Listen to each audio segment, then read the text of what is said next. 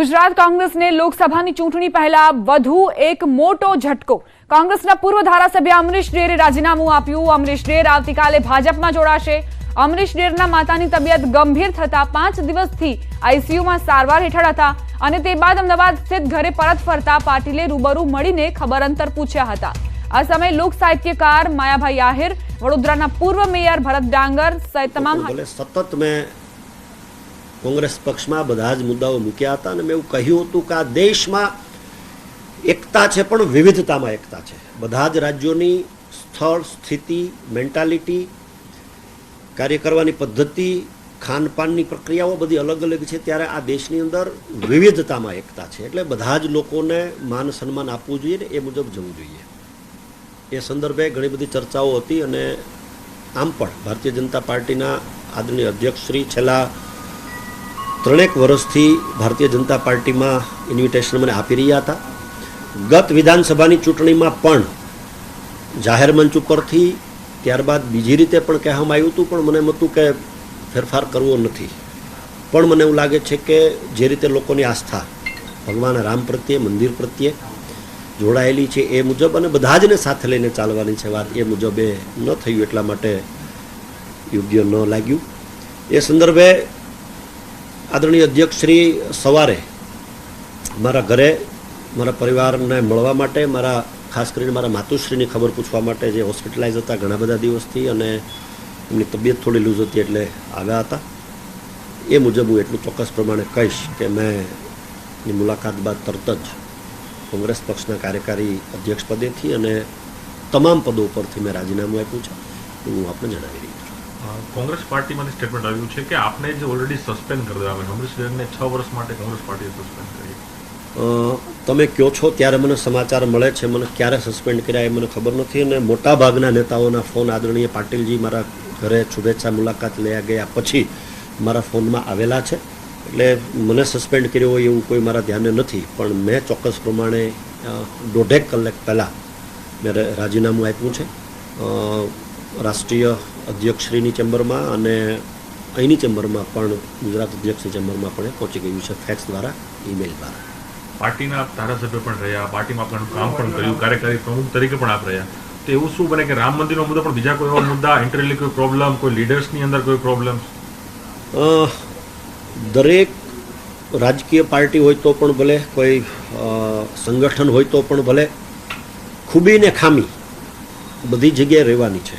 પણ હું એવું માનું છું કે મેં જે જગ્યાએ 5 વર્ષ નિષ્ઠા પ્રામાણિકતાથી ગુજરાતની જનતાના પ્રશ્નો ઉઠાવવાનું કામ કર્યું એને મારે ખરાબ કહેવાનો કોઈ મતલબ નથી। હું ચોક્કસ પ્રમાણે કહું છું કે આજના સમયની અંદર એટલું સમજવાની જરૂર છે કે રાજકીય પાર્ટીઓનું કામ શું હોઈ શકે અને એનજીઓનું કામ અલગ શું હોઈ શકે। જ્યારે રાજકીય પાર્ટી છે ત્યારે રાજકીય પાર્ટી તરીકે જો કામ થતું હોય તો એ સારું રહે, પણ હું કોઈને ક્રિટિસાઇઝ કરવા માગતો નથી, કારણ કે હું સંબંધનો માણસ છું અને જ્યાં જોડાયો છું અથવા ત્યાંય ભૂતકાળના સંબંધો છે અને કોંગ્રેસમાં પણ સંબંધો છે, સંબંધોનો માણસ છું ને આમે બધી જ રાજકીય પાર્ટીઓની વિચારધારા અલગ હોઈ શકે, પણ બધી જ રાજકીય પાર્ટીઓનો ધ્યેય જે છે એ જનતા જનાર્દનનું ભલું કેમ થાય, જનતાનું હિત ક્યાં સચવાય છે એ જ હોય છે। એટલે કદાચ રસ્તો જુદો હોઈ શકે પણ બધી જ રાજકીય પાર્ટીઓનું ધ્યેય જે છે, અંતિમ ધ્યેય જે છે એ રાજ્યની ને દેશની જનતાનું ભલું કેમ થાય એ છે। એટલા માટે પાર્ટીના કોઈ નેતા જવાબદાર માનો છો આપ કે જે સિસ્ટમ છે કામગીરી? આપણે રામ મંદિરની વાત કરી, રામ મંદિરમાં તો કોંગ્રેસ પાર્ટી પોતાનું સ્ટેન્ડ ક્લિયર કર્યું હતું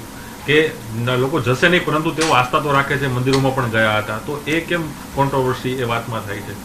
જે મુદ્દો સોલ્વ થાય એના માટે 550 વર્ષથી રાજ્યના અને દેશના લોકો ઈચ્છી રહ્યા હોય અને એ જ્યારે ન્યાયપાલિકા દ્વારા ચુકાદો આપવામાં આવે અને બધી જ પાર્ટીઓના લોકોએ જ્યારે એને શિરોમાન્ય કર્યો હોય અને આવડું મોટું મંદિર જ્યારે થતું હોય ત્યારે ન જવું જોઈએ એ મને વ્યાજબી ન લાગ્યું। અને આજેની મેં ત્યારે પણ ખૂબ સંનિષ્ઠતાથી, ખૂબ વિવેકપૂર્ણ રીતે મેં એ વાતની મેં મોવડી મંડળ સુધી પહોંચાડવાનો પ્રયત્ન કર્યો હતો કે જ્યારે આજે લોકો આટલા વર્ષોથી રાહ જોતા હોય ને જો આપણે ન જઈએ તો એ વ્યાજબી નથી। મેં ત્યારે પણ પાર્ટીનું ધ્યાન દોર્યું હતું અને આજે પણ સવિનય હું બધાનું ધ્યાન દોરી રહ્યો છું।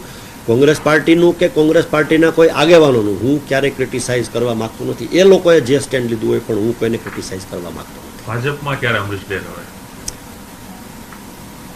ચોક્કસ પ્રમાણે રિઝાઇન કર્યા પછી પરત ભારતીય જનતા પાર્ટીમાં ફરવું એવું થોડા સમયથી ચાલી રહ્યું હતું ને આમ મેં જે રીતે કહ્યું છે કે ભૂતકાળમાં યુવાવસ્થાથી જ ભારતીય જનતા પાર્ટીમાં કામ કર્યું છે ત્યારે આવતીકાલે 12-12:30 વાગ્યા આસપાસ હું કમલમ પહોંચીશ.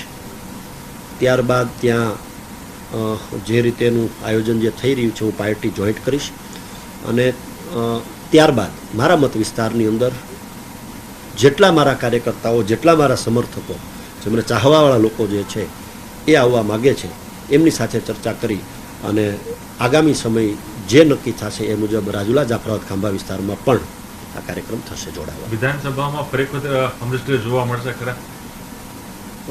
હું એવું માનું છું કે રાજનીતિમાં આવ્યા બાદ ક્યારેય કોઈ પદ માટે દોડ્યું એવું મેં ક્યારેય પ્રયત્ન કર્યો નથી. એટલે જે પાર્ટી કામગીરી સોંપશે અને હું સંનિષ્ઠતાથી નિભાવવાનો પ્રયત્ન કરીશ. કોંગ્રેસમાં હતો ત્યારે પણ લોકસભાની ચૂંટણી હોય, આદરણીય શક્તિસિંહજી જ્યારે રાજ્યસભાની ચૂંટણી લડતા હતા ત્યારે પણ તમે જાણો છો કે જે રીતની વાત હતી ત્યારે કોઈ બાંધછોડ કરી નથી અને કોઈ બીજી ત્રીજી રીતે જવાનો પ્રયત્ન કર્યો નથી. વિધાનસભાની ચૂંટણી વખતે પણ ભારતીય જનતા પાર્ટીના કેન્દ્રીય નેતૃત્વએ પણ ભારતીય જનતા પાર્ટી જોડાવા માટે ફરી વખત ધારાસભ્ય તરીકેના ધારાસભ્ય કરતાં આગળ પણ જવા માટે પણ મને ચોક્કસ પ્રમાણે કહ્યું હતું. પણ ત્યારે પણ મેં સવિનય મેં એવું કહ્યું હતું કે નહીં, અત્યારે જ્યાં છું ત્યાં બરાબર છે. એટલે હું એવું માનું છું કે આગામી સમયમાં જે જવાબદારી પાર્ટી સોંપશે એને યોગ્ય રીતે મારી ક્ષમતા પ્રમાણે વહન કરવા માટે હું તૈયાર છું.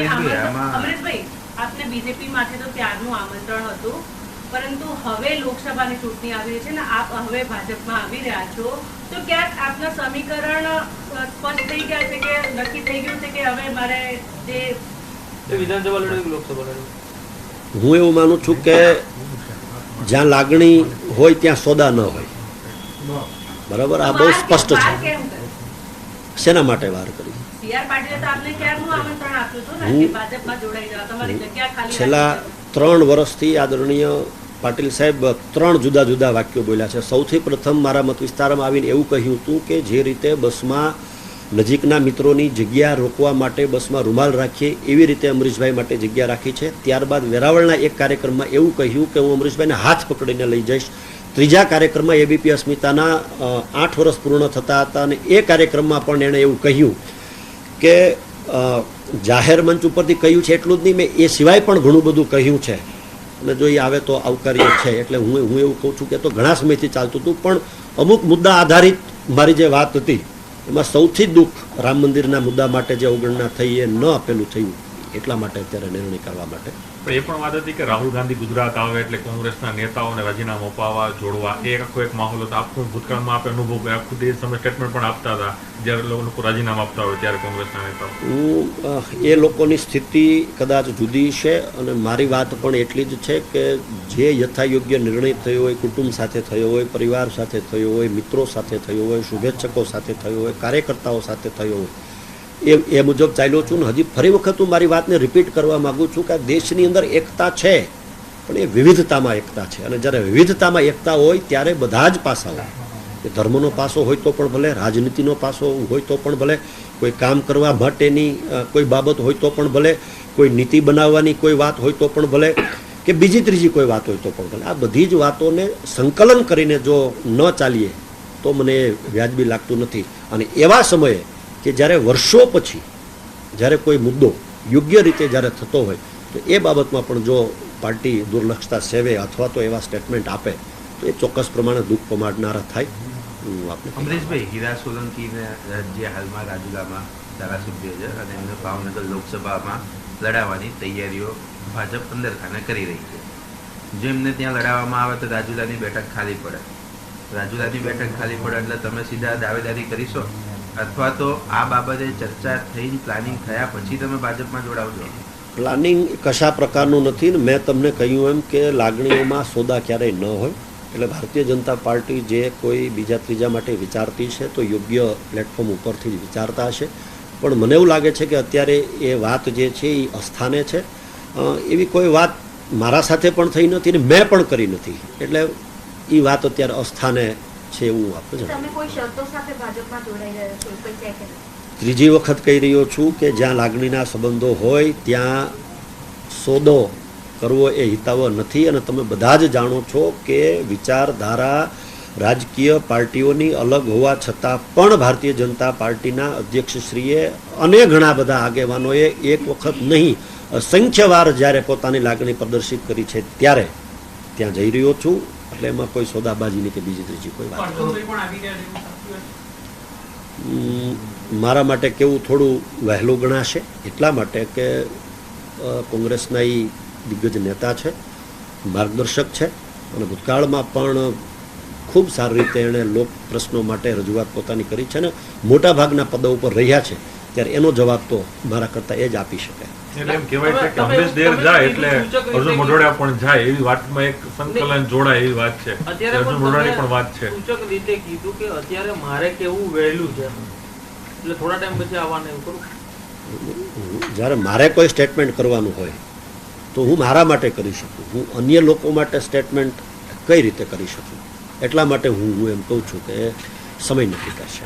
હજુ પણ બીજા કોઈ નેતાઓ તમારી સાથે જોડાવા માંગતા હોય? બધા લોકો અનેક લેવા નામ છે, ધારાસભ્યનું પણ નામ આવે છે, પૂર્વ ધારાસભ્યનું નામ પણ આવે છે. મારા મત વિસ્તાર અથવા મારા જિલ્લા સિવાયની વાત હું એટલા માટે નહીં કરી શકું કે એ વ્યાજબી નથી. અને મારા મત વિસ્તારની અને અમરેલી જિલ્લાની જો વાત કરીએ તો જાહેર જીવનમાં આવ્યા બાદ હું એવું માનું છું કે સૌથી પહેલી નગરપાલિકાની ચૂંટણી હું બીએસપીમાં લડ્યો, બહુજન સમાજવાદી પાર્ટીમાં નગરપાલિકાનો પ્રમુખ થયો. ત્યારબાદ હું સમાજવાદી પાર્ટીમાં લડ્યો અને નગરપાલિકા અમે કબજે કરી. એટલે હું એમ કહું છું કે અસંખ્ય મિત્રો, કાર્યકર્તાઓ, શુભેચ્છકો ઈચ્છી રહ્યા છે કે પાર્ટીમાં આવવું જોઈએ, તો ચોક્કસ પ્રમાણે હું એમની સાથે ચર્ચા કરી અને ફરી વખત આપ સમક્ષ હું ઉપસ્થિત થઈશ. તમે મોટાભાઈ એવું કીધું કે લાગણી હોય ત્યાં સોદા ના હોય. સીધો સવાલ તમને પૂછું, વિધાનસભા કે લોકસભા? હું એ કહેવા માગું છું કે કોઈ હોદ્દો, પદ એ મહત્વનું નથી. સૌથી વધુ લોકોની સેવા ક્યાં થઈ શકે એના માટેના મારા પ્રયત્નો જાહેર જીવનમાં આવ્યા ત્યારથી છે અને આગામી સમયમાં રહેશે એવું મારું સ્પષ્ટ પ્રમાણે માનવું છે. ભૂતકાળમાં તમે જ કીધું કે 2 થી 3 ટર્મ તમે યુવા મોરચામાં હતા, જિલ્લા અધ્યક્ષ, તો કેમ પાર્ટી છોડવી પડી? મેં પાર્ટી છોડી નથી. ત્યારે ચોક્કસ પ્રમાણે એક વખત ભારતીય જનતા પાર્ટીમાં જોડાયા બાદ સ્થાનિક લેવલેથી જે પ્રશ્નો જે હતા એ પ્રશ્નો બાબતે મને યોગ્ય ત્યારે લાગ્યું નહોતું, એટલા માટે ત્યારે મેં પાર્ટી છોડી. એટલે અમરીશ ડેર અને હીરા સોલંકી હંમેશા આપણે વર્સિસ રહ્યા છે, આજે હવે એક મંચ ઉપર જોવા મળશે એક વિસ્તારની અંદર. રાજનીતિનો એક નિયમ છે ને, સૌથી પહેલું સૂત્ર છે જે હું સમજી શક્યો છું, if I am not wrong, જો હું એમાં ખોટો ન તો રાજનીતિની અંદર, રાજકારણની અંદર કોઈ કાયમી મિત્ર નથી અને કોઈ કાયમી દુશ્મન નથી.